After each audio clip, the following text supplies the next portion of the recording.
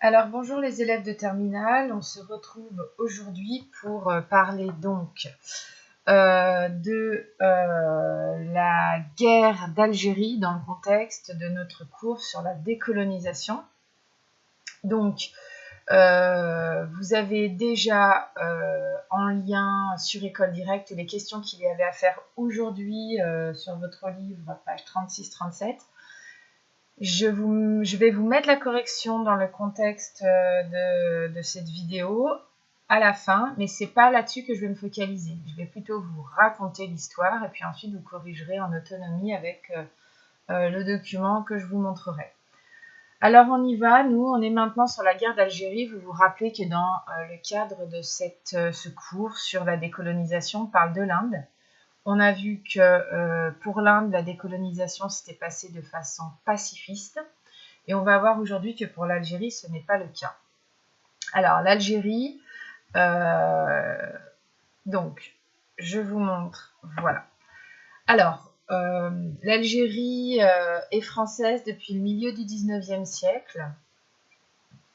Et donc, c'est pour nous, bien sûr, une colonie et une source de richesse, comme toutes les colonies pour l'Europe.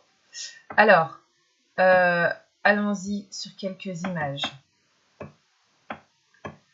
Donc, je commence par vous montrer de nouveau une petite carte sur les différents empires coloniaux des pays européens et on peut voir qu'il y en a quand même beaucoup.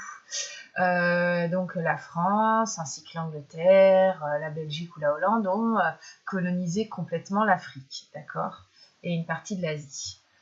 Et ces mouvements donc, de décolonisation vont vraiment se passer à partir de l'après-guerre. On a vu pour l'Inde dans un relatif pacifisme, mais pour l'Algérie, ce sera différent.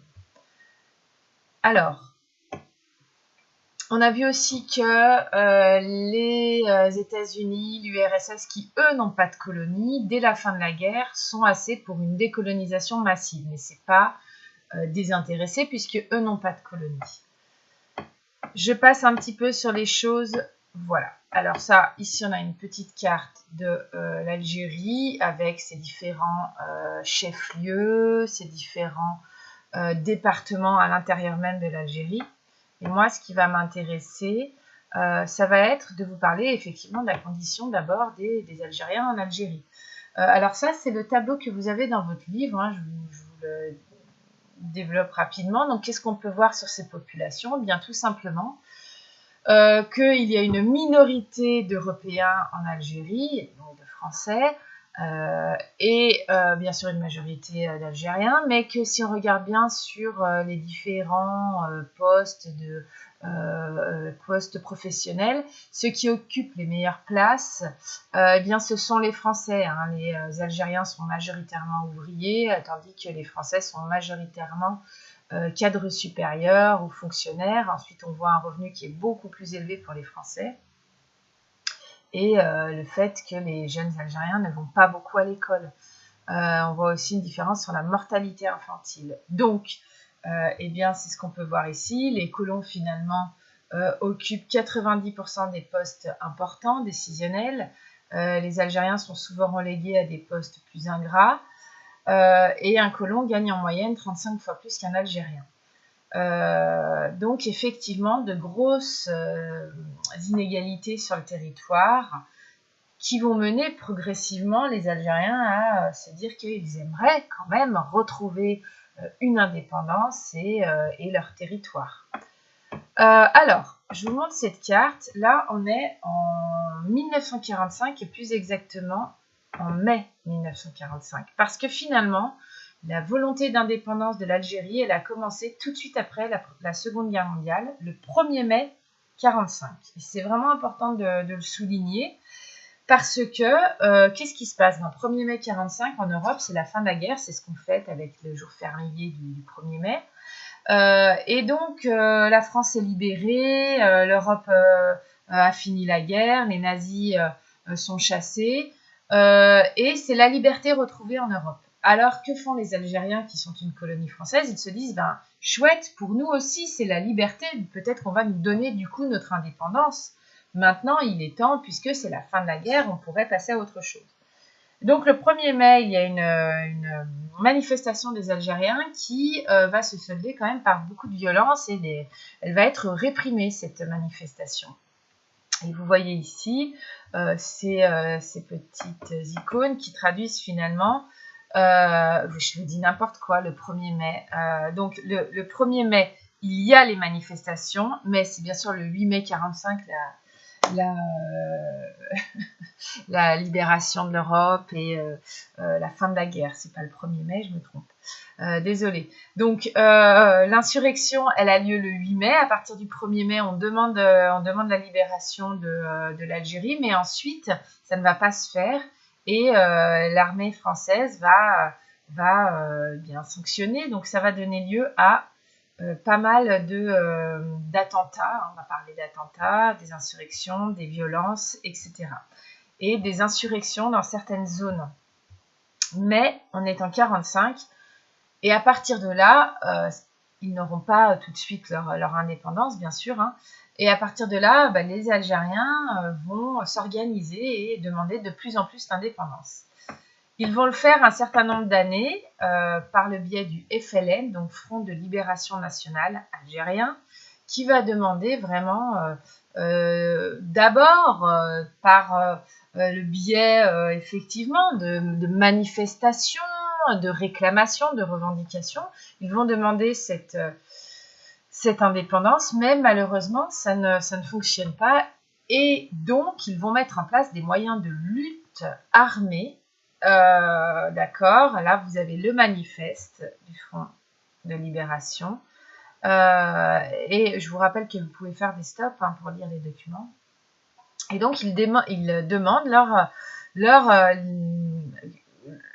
indépendance nationale, d'accord, qu'ils aient tout simplement des droits, et en particulier le principe islamique, c'est-à-dire que ce soit quand même l'islam qui régisse le pays et les règles de l'islam qui régissent le pays, alors que ce n'était pas le cas quand la France y était, puisque vous savez que la France est un État laïque, donc c'est vrai que on limitait beaucoup là-bas les revendications, en particulier celles qui tournaient autour de l'islam.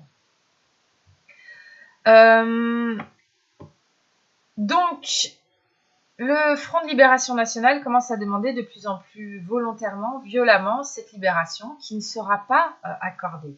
Vous voyez ici Mitterrand qui va en Algérie dès 1954 et qui revendique le fait que l'Algérie c'est la France et qu'il n'y a pas à demander d'indépendance de l'Algérie, que ça ne sera jamais donné. Hein. La France tout de suite se positionne sur une posture très négative et dit non, il n'y aura pas d'indépendance pour l'Algérie. Alors, rapidement, des exactions de l'armée, du moins française, qui va en fait essayer d'avoir du maintien de l'ordre. Et malheureusement, voilà, c'est souvent violent. Cette armée française va tirer un petit peu parfois de façon aléatoire sur des gens qui n'ont pas toujours grand-chose à voir avec les revendications. Hein, c'est ce qu'on voyait sur l'image précédente. C'est un Algérien qui se balade et un soldat lui tire dessus sans vraiment de raison. Mais ce qu'il va falloir dire très vite, c'est que la violence n'a pas été unilatérale. Hein, des deux côtés, très rapidement, les violences vont avoir lieu. Le mode d'action du FLN, c'est les attentats, des bombes qu'ils placent un peu de partout dans les villes de façon très aveugle. Hein. Ces bombes-là vont tuer à la fois des Français, mais aussi des Algériens, des enfants, des militaires. Enfin, c'est des bombes. Hein. On connaît malheureusement le terrorisme. Donc, ces exactions-là, elles sont organisées, voilà, par le FLN. Il va y avoir une bataille, je vais passer assez rapidement sur la bataille d'Alger, mais effectivement, l'armée française est accusée de mener et de faire des tortures sur les terroristes, hein, des tortures violentes pour que les terroristes révèlent où sont les bombes qu'ils ont cachées. il y a beaucoup d'exécutions sommaires sans jugement, c'est très expéditif, c'est bien sûr très violent. Dans le même temps, eh bien, les Algériens du FLN, eux, placent des bombes et il y a aussi beaucoup de violence de leur côté. Les violences sont malheureusement se font en réponse l'une de l'autre et on en trouve d'une façon bilatérale. Alors là, on a les chefs du Front de Libération Nationale, hein, Ben Bella, Boudiaf, Ahmed, Lachref et Kider. Je vous ai mis aussi dans le document que je vous avais distribué en cours, à la fin, le dernier, des portraits de personnages. Donc il faudra bien avoir en tête ces portraits, hein. Du moins quelques personnages importants, que ce soit pour l'Inde et pour l'Algérie. D'accord ?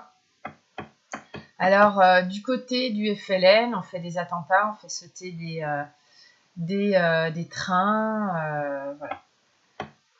Alors, je reviens sur mon élément de cours. Qu'est-ce qui se passe vraiment pour le début de ce qu'on va appeler la guerre d'Algérie aujourd'hui, hein. Avant, on n'appelait pas la guerre d'Algérie, c'est assez récent, on appelait ça les événements d'Algérie, on appelait ça la volonté de pacification de l'Algérie, mais c'est récent qu'on admette qu'on parle de guerre.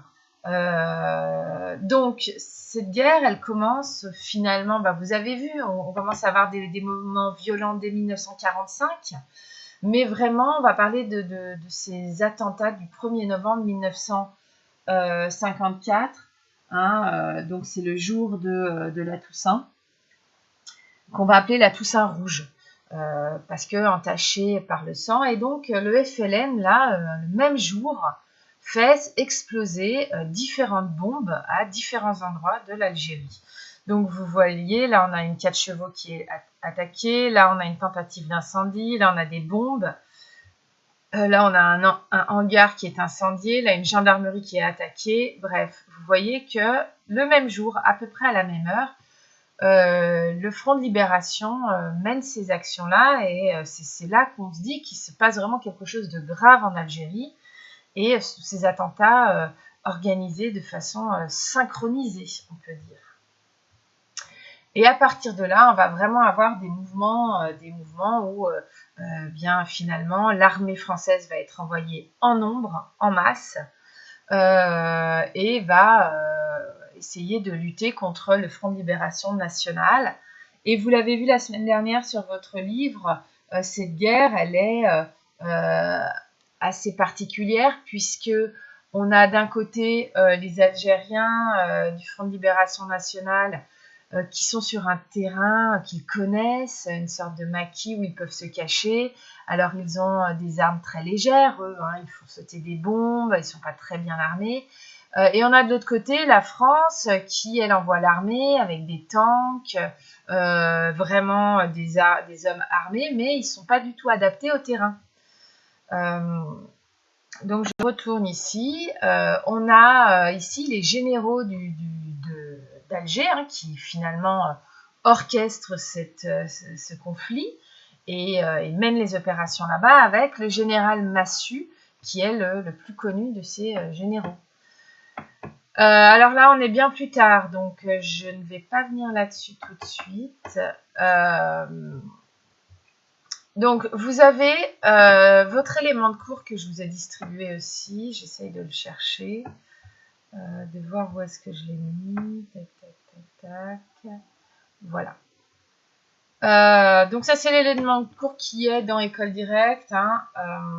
Alors, donc, on va avoir une intensification des combats en 1955. Le Front de Libération, donc les Algériens, ils ont leur félaga. Il faut retenir ces termes. Les félagas, c'est le nom de l'armée du Front de Libération Nationale.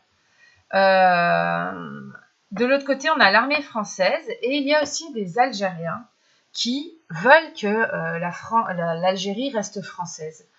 Des Algériens qui ne sont pas d'accord avec les attentats des félagas et du FLN, et ces Algériens, on les appelle les harkis, et ils vont rentrer dans l'armée française de façon libre. Ce sont donc les supplétifs musulmans. Inutile de vous dire donc qu'entre les harkis algériens et les félagas algériens, ensuite, il se passera des choses très graves. Parce que les Harkis vont être considérés comme des traîtres. Alors la France veut maintenir cette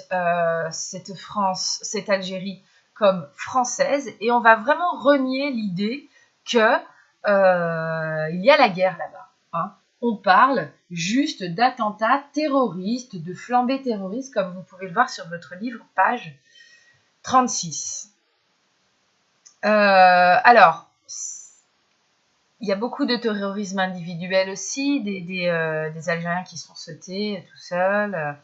Et le conflit va s'intensifier. On va envoyer de plus en plus de militaires sur plusieurs années, hein, jusqu'en 1956, où quand même on va atteindre le chiffre assez énorme de 381 000 soldats français. Et il faut se dire que ces soldats, c'était souvent des jeunes, âgés d'à peine 18 ans,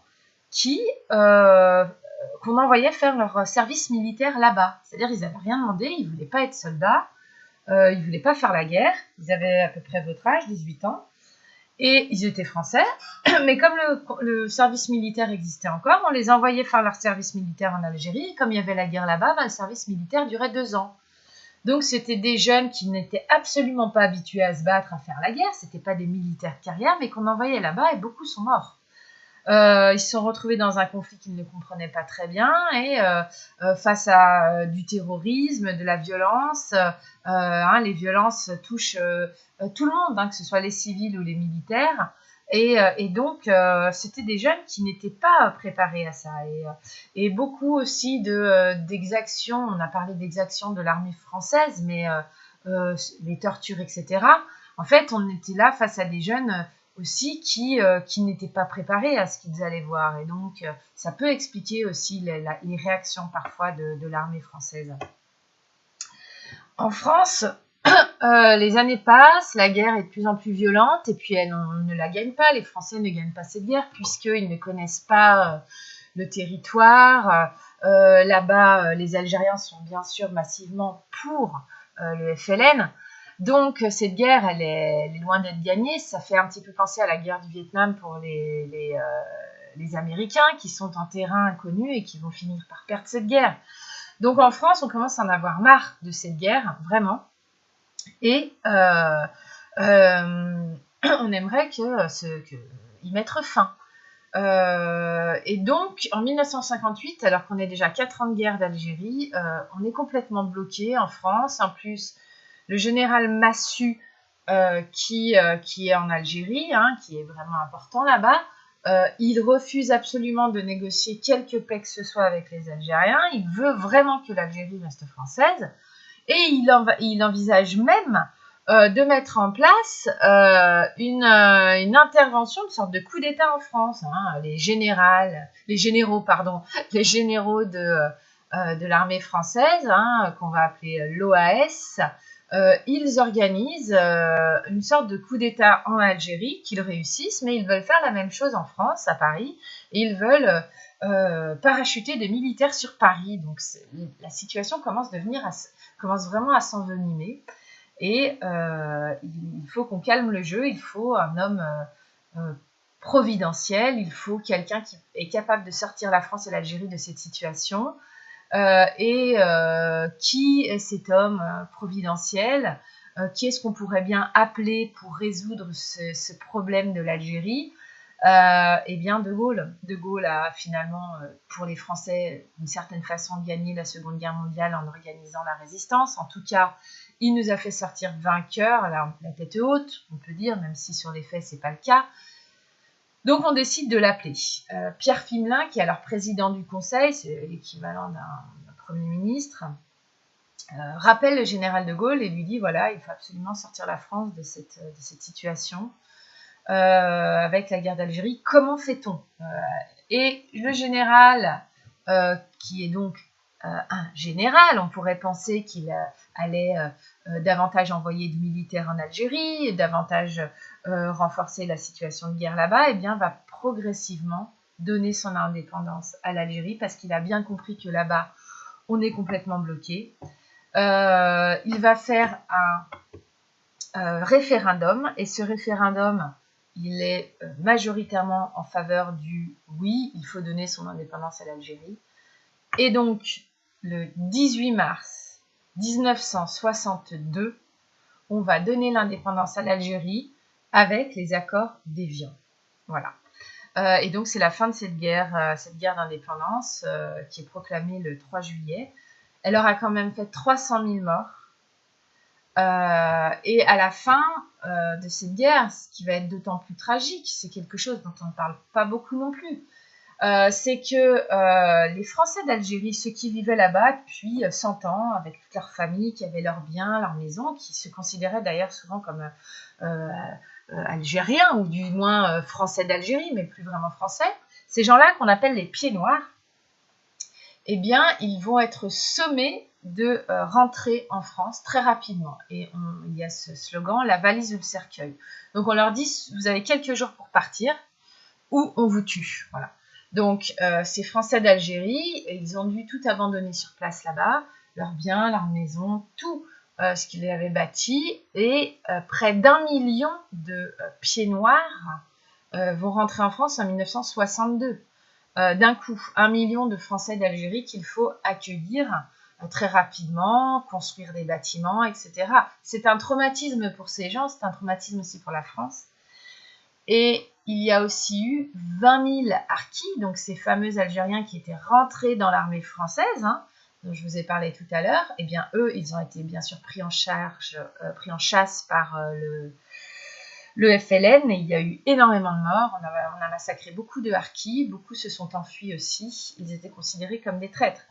Après cette guerre d'Algérie, c'est le FLN qui va prendre le pouvoir d'une façon très autoritaire et qui instaurera un gouvernement dictatorial.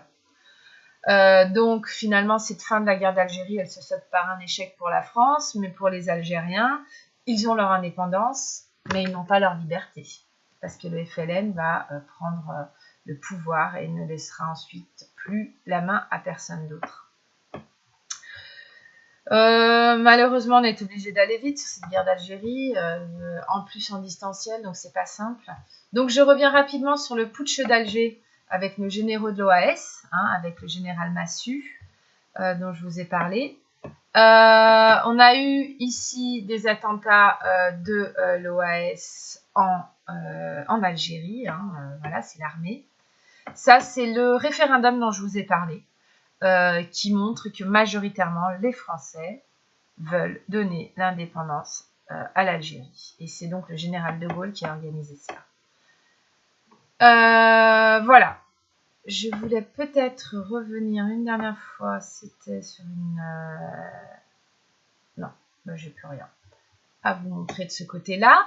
Mais alors, ce que je vais vous montrer, bien sûr, c'est la correction que j'ai mise où bonne question. Je la cherche. Attendez voir. Alors, pas là. Bizarre. Pourquoi pas là? Ah oui, attendez. Ici, voilà. Alors là, vous avez la correction du livre. Donc, je vous laisse, voilà, je vous mets la correction, réponse aux questions. Donc, question page 36-37, vous avez ici les corrections. Ici, la question 1, 2, et je vais monter sur la question 3, 4, etc. Vous lirez, vous corrigez, vous faites un stop quand vous avez besoin de plus de temps. Je monte maintenant ici pour la question, voilà. Je vous laisserai aussi faire un stop. Et je descends pour les restes des questions. Je ne vous avais pas demandé de faire la question 9. Mais vous pouvez lire quand même les réponses. Voilà, le petit stop si vous avez besoin. Et la fin de la question 9. Voilà pour ce cours sur la guerre d'Algérie qui a été bien sûr très rapide. Nous reviendrons, j'espère, en cours sur la conclusion sur à la fois l'Inde et l'Algérie pour que vous ayez un petit point de vue général en présentiel. À bientôt, en vrai, je l'espère. Et au revoir.